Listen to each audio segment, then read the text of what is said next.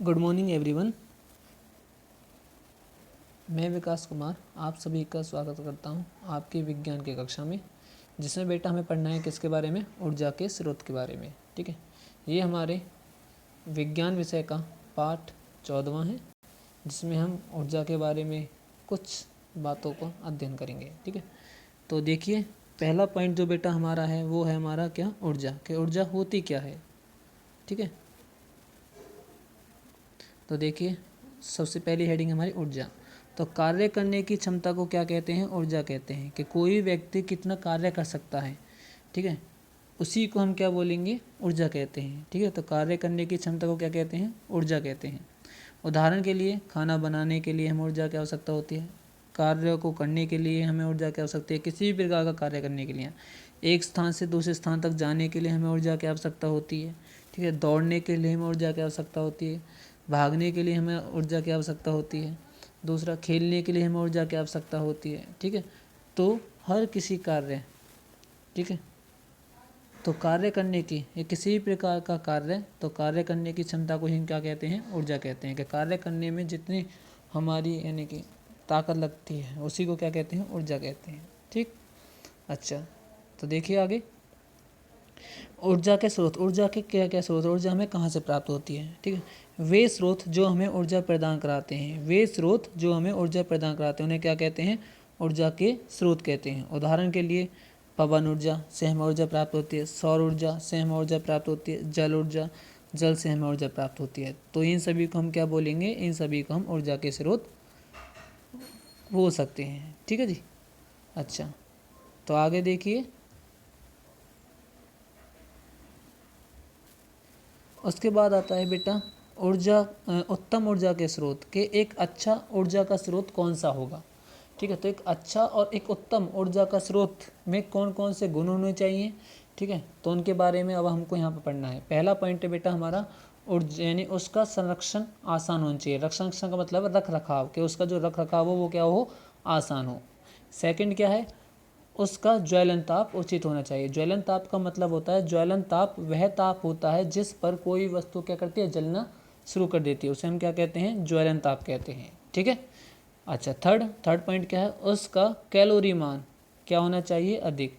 Calorie मान का मतलब यह है कि हम उसे थोड़ा सा जलाएं और उससे हमें जो ऊर्जा मिले वो क्या मिले, ज़्यादा मात्रा में मिले, तो उसे हम क्या कहते हैं, उसे कैलोरी मान कहा जाता है। ठीक है, तो उसका जो कैलोरी मान हो वो कैसा होना चाहिए, उच्च होना चाहिए। उच्च का मतलब यानी अधिक होना चाहिए, कि कम जलाने पर उससे ज़्यादा ऊर्जा प्राप्त होनी चाहिए। ठीक है, अच्छा, फोर्थ पॉइंट क्या है बेटा, उसे एक स्थान से दूसरे स्थान पर ले जाना क्या होना चाहिए, सुलभ होना चाहिए, यानी कि आसान होना चाहिए। कि उसे एक स्थान से दूसरे स्थान तक ले जाना क्या होना चाहिए, आसान होना चाहिए। पांचवा पॉइंट है वह सस्ता होना चाहिए। ठीक है, ऐसा ना हो कि भाई वो यानी महंगा और उसे यानी कि जो गरीब व्यक्ति हैं वो इस्तेमाल ना कर पाएँ। ठीक है, छठा आता है कि वो सबसे इम्पोर्टेंट है कि वो वह पर्यावरण हितैषी होना चाहिए, कि उससे पर्यावरण प्रदूषित नहीं होना चाहिए। ठीक है, अब पढ़ना है बेटा हमें किसके बारे में, ईंधन के बारे में। कि ईंधन क्या है, अगला पॉइंट है हमारा। ठीक है, तो ईंधन वह पदार्थ जिसके दहन के परिणाम स्वरूप प्रकाश व ऊष्मा दोनों प्राप्त होते हैं उसे ईंधन कहते हैं। ठीक है, ईंधन किसे कहते हैं बेटा, वह पदार्थ जिसके दहन का मतलब है जलने से, और परिणाम स्वरूप प्रकाश क्या मिले, एक तो प्रकाश मिले, दूसरा ऊष्मा मिले। ठीक है, ये दोनों प्राप्त होते हैं उसे हम क्या बोलते हैं, उसे कहा जाता है ईंधन। क्या कहा जाता है, ईंधन। ठीक है बेटा, तो ईंधन क्या होता है, वह पदार्थ जिसके दहन, जिसके जलने के परिणाम स्वरूप हमें क्या मिले, प्रकाश और ऊष्मा दोनों प्राप्त होते हैं उसे क्या कहते हैं, ईंधन कहते हैं। ठीक है जी, अच्छा, उसके बाद बेटा आगे है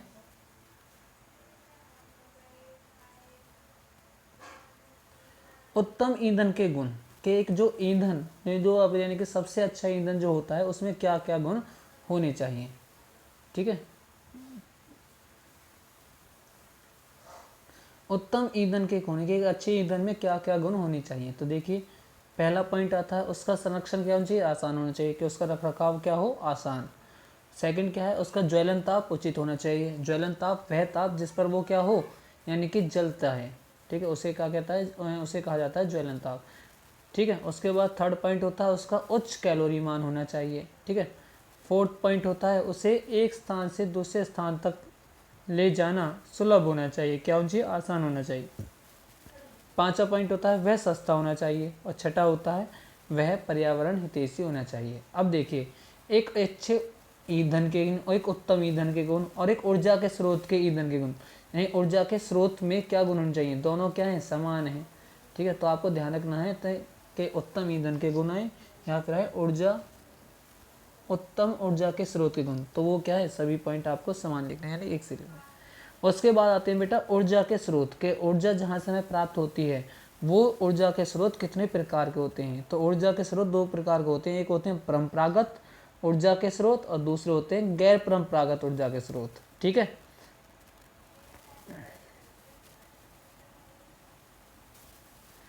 जैसा कि बेटा नाम से क्लियर होता है कि परंपरागत ऊर्जा के स्रोत कौन से स्रोत होते हैं? ऊर्जा के वे स्रोत जो जनसाधारण द्वारा वर्षों से प्रयोग में किए जा रहे हैं, उन्हें कहते हैं ऊर्जा के परंपरागत स्रोत कहलाते हैं। वो क्या कहलाते हैं? ऊर्जा के परंपरागत स्रोत कहलाते हैं। उदाहरण के लिए कोयला व पेट्रोलियम आदि। ठीक है, सेकंड पॉइंट आता है कि बेटा एक बार दोबारा से मैं परंपरागत स्रोत को दोबारा से डिफाइन कर रहा हूँ। देखिए, परंपरागत ऊर्जा के स्रोत ऊर्जा के वे स्रोत जो जनसाधारण का मतलब होता है यानी कि आम लोगों के द्वारा, ठीक है, या वर्षों से लोगों के द्वारा जो प्रयोग में किए जा रहे हैं उन्हें कहते हैं ऊर्जा के स्रोत। जैसे कोयला और पेट्रोलियम को हम बहुत समय से यूज़ कर रहे हैं, ठीक है, बहुत समय से उपयोग कर रहे हैं, तो उन्हें कौन से स्रोत बोलेंगे? उन्हें बोला जाता है ऊर्जा के परंपरागत स्रोत। अच्छा, गैर परंपरागत ऊर्जा के स्रोत कौन से होते हैं?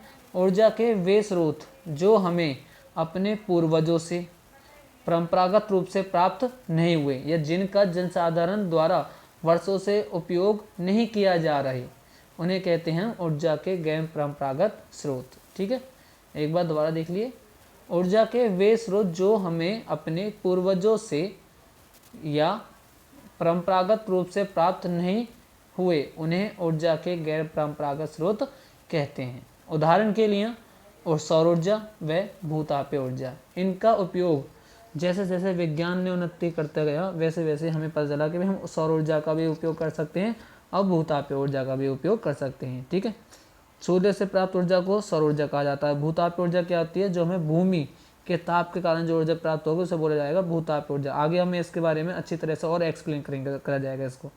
ठीक है, अच्छा बेटा आगे देखिए जीवाश्म ईंधन के जीवाश्म ईंधन क्या होते हैं? जीव जंतुओं के अवशेष जो भूमि के नीचे दबे रहे, ठीक है, जीव जंतुओं के अवशेष, जीव जंतु भी हो सकते हैं उसमें, और बेटा ईंधन कोई भी यानी कि पेड़ पौधे भी हो सकते हैं। ठीक है, तो जीव जंतुओं के अवशेष जो भूमि के नीचे दबे रहे और ऑक्सीजन की अनुपस्थिति में, किसके अनुपस्थिति में? ऑक्सीजन की अनुपस्थिति में, यानी ऑक्सीजन की कमी में अपघटित होकर ईंधन बने। अपघटित होकर क्या बने? ईंधन बने। उन्हें क्या कहते हैं? उन्हें जीवाश्म ईंधन कहते हैं। जीवाश्म ईंधन, जैसा ही नाम से क्लियर होता है कि जीवाश्म ईंधन के जीवों के अंश के द्वारा जो ईंधन बने उसको कहा जाता है जीवाश्म ईंधन। जो जीवों के अंश से बने हैं, ठीक है, उनको कहा जाता है जीवाश्म ईंधन। ठीक, आगे देखिए जीवाश्म ईंधन से उत्पन्न होने वाले प्रदूषण को कम करने की सीमाएं, कि जीवाश्म ईंधन को हम किस जो से यानी कि प्रदूषण होता है उसे किस प्रकार कम कर सकते हैं। ठीक है, तो उसमें पहला आता है दहन प्रक्रम की दक्षता में वृद्धि करके कम किया जा सकता है, कि दहन जलाने की प्रक्रिया में कुछ बदलाव करके, अच्छे बदलाव करके, उनको क्या है वृद्धि करके हम उसको क्या कर सकते हैं? कम कर सकते हैं। सेकंड, विभिन्न तकनीकों का उपयोग करके, कि विभिन्न तरीकों का उपयोग करके हम इस चीज़ से यानी कि इसे कम कर सकते हैं प्रदूषण को। तीसरा पॉइंट आता है दहन के फलस्वरूप उत्पन्न गैसों के वातावरण में पलायन को कम करके, कि दहन के कारण जो हानिकारक गैस उत्पन्न होती है उसे वातावरण में जाने से रोक कर, ठीक है, या रोका तो नहीं जा सकता लेकिन कम कर सकते हैं, कि ऐसा हो भी कि कम से कम यानी कि जो उत्पन्न गैस, जो हानिकारक गैस है वो कम से कम ऊपर जाए, ठीक है, पलायन करे, वातावरण में जाए। तो उसके बाद आता है बेटा तापीय विद्युत संयंत्र। क्या आता है? तापीय विद्युत संयंत्र। तापीय विद्युत संयंत्र क्या होते हैं? जीवाश्म ईंधनों को जलाकर, क्या? जीवाश्म ईंधनों को जलाकर तापीय ऊर्जा से ताप विद्युत उत्पन्न की जाती है। ठीक है, तापीय ऊर्जा से ताप विद्युत उत्पन्न की जाती है। तापीय ऊर्जा से क्या किया जाता है? तापीय ऊर्जा से ताप विद्युत उत्पन्न की जाती है। ठीक है, देखिए होता क्या है। तापीय विद्युत संयंत्र कोयले व तेल के निकट स्थापित किए जाते हैं। क्यों स्थापित किए जाते हैं? ताकि इनका जो यानी कि परिवहन में खर्च आता है वो क्या है? कम से कम आए। ठीक है, जिससे परिवहन पर होने वाला व्यय कम हो जाता है। जिससे क्या होता है? परिवहन पर होने वाला व्यय क्या हो जाता है? कम हो जाता है। ठीक है जी। उसके बाद आगे देखिए, जल विद्युत संयंत्र क्या होते हैं? जल विद्युत संयंत्र गिरते हुए जल की गतिज ऊर्जा को जल की गतिज ऊर्जा को किसमें बदलते हैं? विद्युत ऊर्जा में रूपांतरित कर देते हैं। ठीक है, जल विद्युत संयंत्र क्या करते हैं? मान लो भाई जैसे जल विद्युत संयंत्र में आएगा बांध के द्वारा हम क्या करते हैं भाई? मान लो भाई यहाँ पर कोई बांध है, तो मैंने यहाँ पर पानी को इकट्ठा करा। ठीक है, तो बांधों के जब दरवाजे जो होते हैं जिनको हम यानी खोलते हैं, फिर उसके बाद यदि मैं इन दरवाज़ों को ओपन करता हूँ तो पानी यहाँ से नीचे की तरफ गिरता है। ठीक है, तो गिरते हुए पानी में कौन सी ऊर्जा होती है? गतिज ऊर्जा। कौन सी ऊर्जा होती है? गतिज ऊर्जा। तो इस ऊर्जा यानी कि इस जल के द्वारा, ठीक है, क्या होते हैं? यहाँ पर लगे होते हैं मेरा टरबाइन। तो टरबाइन को घुमाया जाता है, जिससे टरबाइन के घूमने से कौन सी ऊर्जा पैदा होती है? यांत्रिक ऊर्जा। कौन सी ऊर्जा पैदा होती है? यांत्रिक ऊर्जा।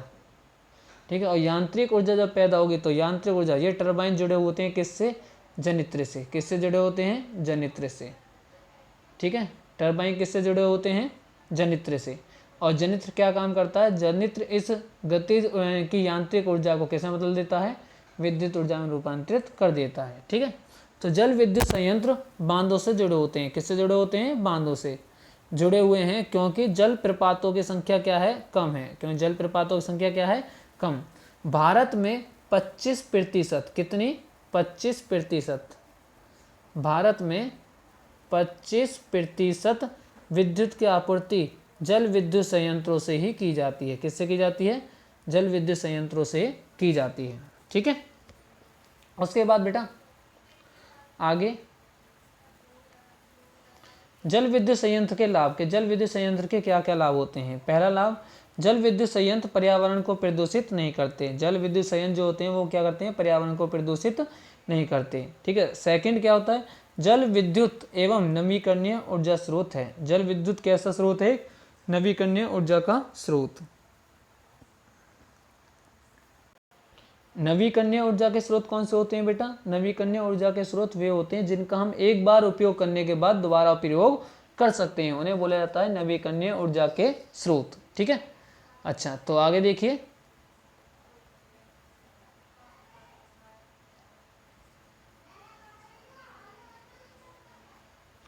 उसके बाद बेटा तीसरा पॉइंट होता है बेटा हमारे पास, बांधों के निर्माण से बाढ़ रोकना तथा सिंचाई करना क्या हो जाता है? सुलभ हो जाता है। तो क्या होता है? बांधों के निर्माण से क्या होता है कि एक तो बाढ़ रोकी जा सकती है, दूसरा कि इसके पानी को सिंचाई के रूप में उपयोग किया जा सकता है। ठीक है, अच्छा अगला आता है जल विद्युत संयंत्रों की कुछ हानियाँ भी होती हैं, जैसे कि पहला होता है बांधों के निर्माण से कृषि योग्य भूमि व मानव आवास डूबने से नष्ट हो जाते हैं। क्या होता है? जब बांधों का निर्माण किया जाता है तो जो कृषि योग्य भूमि होती है वो, साथ में मानव आवास जहाँ पर मानव रहते हैं, ठीक है, के डूबने से नष्ट हो जाते हैं। ठीक है, और सेकंड पॉइंट होता है कि पेड़ पौधे वनस्पति के जल में डूबने से अवायवीय स्थिति में, अवायवीय क्या होता है कि जहाँ पर ऑक्सीजन की कमी होती है या ऑक्सीजन नहीं होती, स्थिति में सड़ने से मीथेन गैस उत्पन्न होती है। कैसे, कौन सी गैस उत्पन्न होती है? मीथेन गैस, जो कि एक कैसी गैस है? ग्रीन हाउस प्रभाव गैस है। कैसी गैस है? ग्रीन हाउस प्रभाव गैस। ठीक है, तीसरा पॉइंट होता है इसका कि विद्युत विस्थापित लोगों के संतोषजनक पुनः आवास की समस्या, कि जिन लोगों को जहाँ पर बांध बनाया गया है वहाँ से जिन लोगों को हटाया गया था उन लोगों को ऐसा स्थान देना जहाँ पर वो क्या हो सके? खुश रह सकें। ऐसे स्थान की क्या होती है? समस्याएं होती हैं। अगला पॉइंट है बेटा इसका कि जो मीथेन यानी कि कार्बन डाइऑक्साइड CO2, मीथेन और CFC और जलवाष्प आदि ग्रीन हाउस प्रभाव गैसें हैं, इनमें सर्वाधिक मात्रा में कौन सी गैस होती है? CO2। कौन सी गैस होती है? CO2। ठीक है,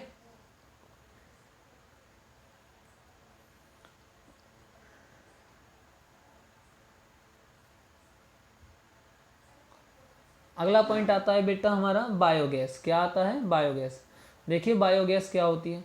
गोबर फसलों के कटने के पश्चात बचे अपशिष्ट और सब्जियों के अपशिष्ट, ठीक है, गोबर फसलों के कटने के पश्चात बचे अपशिष्ट और सब्जियों के अपशिष्ट, जब ये सभी अपघटित होते हैं तो बायोगैस का निर्माण होता है। क्या होते हैं? जब ये सभी क्या होते हैं? अपघटित होते हैं तो किसका निर्माण होता है? बायोगैस का निर्माण होता है। अच्छा, अपघटन के फलस्वरूप, अपघटन के फलस्वरूप methane, carbon dioxide, hydrogen, sulphide जैसी गैसें उत्पन्न होती हैं। ठीक है, तो ये क्या होती हैं? ऐसी सभी गैसें उत्पन्न होती हैं। इन सभी गैसों के मिश्रण को ही क्या कहते हैं? बायोगैस या जैव गैस कहा जाता है। ठीक है, मीथेन, कार्बन डाइऑक्साइड, हाइड्रोजन और साथ में सल्फाइड जैसी गैसें उत्पन्न होती हैं और इन सभी गैसों के मिश्रण को क्या कहा जाता है? बायोगैस या जैव गैस कहा जाता है। बायोगैस को ऊपर बनी टंकी में संचित किया जाता है। बायोगैस को कहाँ पे संचित किया जाता है? ऊपर बनी टंकी में, और फिर उसे पाइपों द्वारा उपयोग में ले लिया जाता है। ठीक है, और पाइपों के द्वारा उसे फिर क्या करते हैं? हम घरों में इस्तेमाल कर लेते हैं। ठीक है, देखिए मैं आपको इसका डायग्राम दिखाता हूँ एक बार। ये बेटा बायोगैस जहाँ पर यानी कि तैयार की जाती है उसका यानी कि डायग्राम है। तो देखिए, एक होती है स्लेरी बेटा। स्लेरी क्या होती है? स्लेरी होती है जहाँ पे यानी कि सब्जियों के छिलके जो भी अपशिष्ट हैं उन सभी पदार्थों को मिक्सर यानी कि उसके मिश्रण को मिश्रित करके कहाँ पर जाता है? ठीक है, यहाँ पर इसके द्वारा यहाँ पर डाल दिया जाता है टैंक में। फिर उसके बाद वो चीज़ें कुछ यहाँ पर इकट्ठी हो जाती हैं। उसके बाद फिर क्या होता है? ऑक्सीजन की अनुपस्थिति में, किसके ऊपर अनुपस्थिति में? ऑक्सीजन की अनुपस्थिति में, ठीक है, उसका अवायवीय श्वसन यानी कि अवायवीय पेक्रम के द्वारा उसको अपघटित किया जाता है, जिससे हमें कौन कौन सी गैसें मिलती हैं? CO2 carbon dioxide, CH4 methane gas, ठीक है, हाइड्रोजन और साथ में सल्फाइड गैस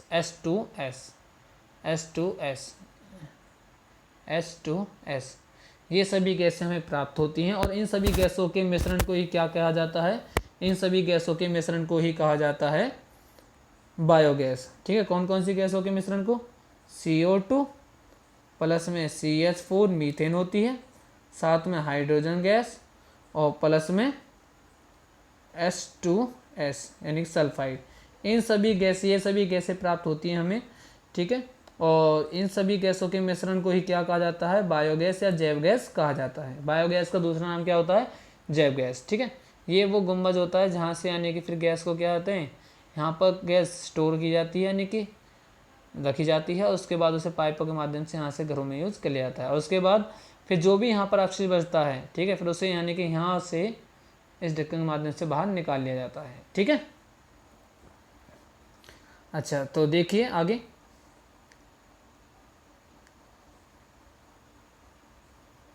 अब बेटा बायोगैस के लाभ, कि बायोगैस के क्या क्या लाभ होते हैं। पहला लाभ क्या होता है? बायोगैस या जैव गैस उत्तम गैस होती है। कैसी गैस होती है? उत्तम गैस होती है, क्योंकि इसमें 75% क्या होती है? मीथेन। ठीक है, तो बायोगैस में सर्वाधिक कौन सी गैस पाई जाती है? मीथेन। कौन सी कितने मात्रा में? 75% में। सेकंड होता है बिना धुआं उत्पन्न किए जलती है। कैसा जलती है? बिना धुआं उत्पन्न किए जलती है। तीसरा पॉइंट, जलने के पश्चात कोयला या लकड़ी की भांति राख जैसा अपशिष्ट पदार्थ नहीं बचता। जैसे लकड़ी को जलाने के बाद या कोयले को जलाने के बाद राख जैसा पदार्थ बचता है ना, ऐसा बायोगैस को जलाने के बाद कोई अपशिष्ट पदार्थ नहीं बचता। फोर्थ पॉइंट क्या है? इसका उपयोग प्रकाश स्रोत में किया जाता है। किसमें किया जाता है? प्रकाश स्रोत में। पांचवा पॉइंट क्या होता है? तापमान क्षमता का उच्च होना। क्या इसकी जो तापमान क्षमता है वो भी क्या है? उच्च है, यानी अधिक है। और साथ में छठा पॉइंट क्या है? संयंत्रों में शेष बची सनरी में नाइट्रोजन तथा फास्फोरस की प्रचुर मात्रा होती है। क्या संयंत्रों में जैव गैस निकालने के बाद जो अपशिष्ट पदार्थ बचते हैं उसमें नाइट्रोजन और फास्फोरस की मात्रा क्या होती है? प्रचुर, यानी बहुत अधिक होती है, जो कि खेतों में खाद के रूप में काम आती है। जब इसे फिर इस सैलरी को कहाँ पर यूज़ किया जाता है? खेतों में किया जाता है। किसके रूप में? खाद के रूप में। किसके रूप में करते हैं? खाद के रूप में। ठीक है जी। तो बेटा ये था हमारा यानी कि चैप्टर नंबर 14 का फर्स्ट पार्ट। ठीक है, और आगे के बारे में यानी कि हम अगली वीडियो में पढ़ेंगे इसके बारे में। और अगर आप किसी बच्चे को इसमें कुछ भी चीज़ समझ में नहीं आई है या किसी को कोई भी डाउट है तो वो मुझसे मेरे व्हाट्सएप नंबर पर मुझसे कांटेक्ट कर सकता है। ठीक है, ओके, थैंक यू एवरीवन।